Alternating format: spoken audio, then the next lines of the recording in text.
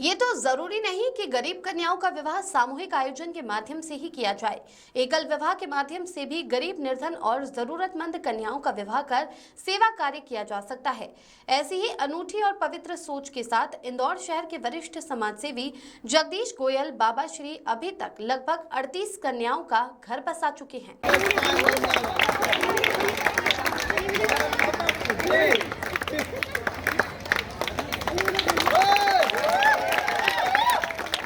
पास में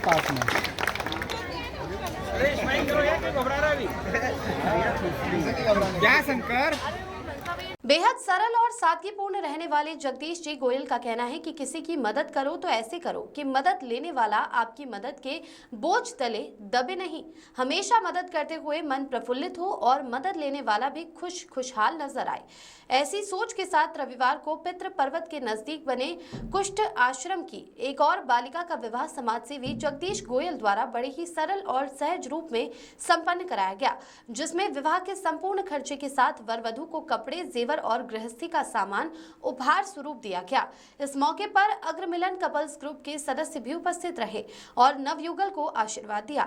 अग्रमिलन couples group की संस्थापक अध्यक्ष तृप्ति अरुण गोयल ने कहा कि समाजसेवी जगदीश गोयल शहर में अपनी एक अलग ही पहचान रखते हैं, जिनके दर पर आने वाला कोई भी जरूरतमंद निराश होकर नहीं जाता है। एकल विवाह के साथ साथ जगदीश जी गोयल द्वारा कई सेवा प्रकल्प संचालित किए जा रहे हैं, जिसके माध्यम से प्रतिवर्ष सैकड़ों जरूरतमंद गरीब लाभान्वित होते हैं। इसलिए सामूहिक विवाह जो करते हैं, पहले हम लोग सामूहिक विवाह किया करते थे, लेकिन उसके अंदर में हर आदमी को प्रॉब्लम ये आती थी कि मेरा मुहूर्त का टाइम ये आ रहा है, मुहूर्त का टाइम वो आ रहा है, इसलिए वो लोग उसका इंतजार नहीं करते थे और कहीं से भी ऐसे भी अरेंज करके अपनी शादियां कर लेते थे।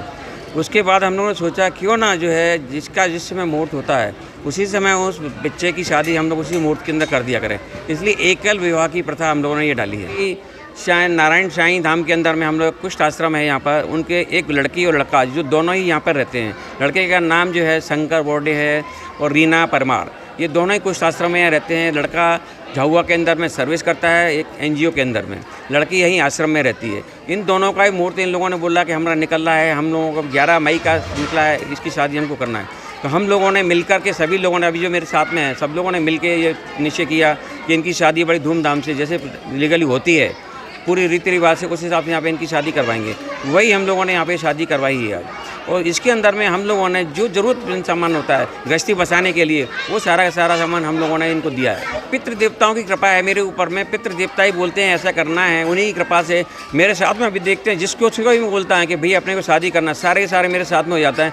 जो आप बोलेंगे हम सब करने को तैयार हैं, जो आप एक चाहें जिसकी शादी करना हम करने को तैयार है। इसीलिए मेरे को हौसला बढ़ता जा रहा है, मैं शादी करता जा रहा हूँ। ये मेरी अभी 10 साल के अंदर 37वीं शादी कर रहा हूँ। जो कुछ शासन जरूरतमंदों की करता हूँ, केवल इसी लेवल से मैं करता हूँ। ऐसा नहीं कि हर 10-20 लाख रुपए अपन खर्च कर रहा, कुछ भी नहीं है। जरूरतमंद जो आज एक छोटे से परिवार के लोग हैं, जैसे इन लोगों की बात कर रहा हूँ मैं, बालक से बात करी मैंने कि बेटा तेरे को क्या क्या चीज़ चाहिए, तो उसने बोला बाबूजी मेरे पास केवल एक कमरा है, वहाँ पर एक कमरे के अंदर मेरा पलंग आ सकता है और थोड़ा सा और सामान मेरा आ सकता है, उससे ज़्यादा सामान की मेरे को ज़रूरत नहीं है। इसलिए हम लोग उतना ही सामान इनको दिए कि वहाँ नए घर के अंदर में जा करके गृहस्थी का जो डेली खाना बनाने का सामान रहता है वो मिल गया, रजाई गद्दे मिल गए और सब सामान मिल गया। बोला उससे मेरी पूरी गृहस्थी चल जाएगी, उसके अलावा मेरा कुछ भी नहीं चाहिए। वो हम लोगों ने इन लोगों को दिया हुआ है। इस तरह से हम लोग जो कि बहुत ही यानी निम्न श्रेणी के लोग हैं, हम लोग ज़्यादा नहीं हाई फाई लोग नहीं, कि करोड़पति आदमी नहीं हैं हम लोग, लेकिन अपने मीडियम क्लास लोग हैं सब। उन सब लोगों की भावना जब ये हो सकती है, एक मान लीजिए मेरे करने से, मैं जनरली इसीलिए बोलता हूँ यदि मेरे एक करने से 10 लोग भी और तैयार हो गए तो जितने भी ज़रूरतमंद लोग हैं उनकी इस तरह से विवाह होते रहेंगे, वो लोग खुश रहेंगे। तो लास्ट ईयर एक कन्या की शादी मैं अपने बाबा श्री गार्डन से ही करी थी। हम लोगों ने एक्चुअली में कि 2 बेटियाँ, दोनों बेटियों को मैंने कन्यादान नहीं ले पाया था, क्योंकि हमारे पितरों ने बोल रखा था कि कन्यादान तुम्हारे सबसे बड़े भाई भी हैं वो ही लेंगे। हम लोगों को ही कन्यादान नहीं लिया था, इसलिए हम लोगों ने 3 साल पहले जो कुष्ठ आश्रम की लड़की की शादी बाबा श्री गार्डन से करी थी, उसका कन्यादान मैंने और सीता ने उनका कन्यादान लिया। वो मालूम है कि सीता जगदीश जी गोयल हमेशा सेवा कार्यक्रम करते रहते हैं, और जो ये कुष्ठ आश्रम है आज उन्हीं के पूरे जो उनके साल भर के खर्चे हैं वे भी उठाते हैं। और ये कम से कम ये शायद 38वां विवाह है आज, और उन्होंने हमेशा से एक मतलब विवाह मतलब बहुत अच्छे रूप में करते हैं, जो ज़रूरत होती है वही करते हैं। और हमेशा से ये सेवाभावी, ऐसा नहीं है कि सिर्फ ये कुष्ठ आश्रम ही चला रहे हैं, इनके द्वारा अनेक बहुत सारे सेवा प्रकल्प चलते रहते हैं। और बहुत से प्रकल्प में तो हम खुद देखते हैं कि वो बहुत निष्पक्षता से और बहुत अच्छे से सेवा देते हैं।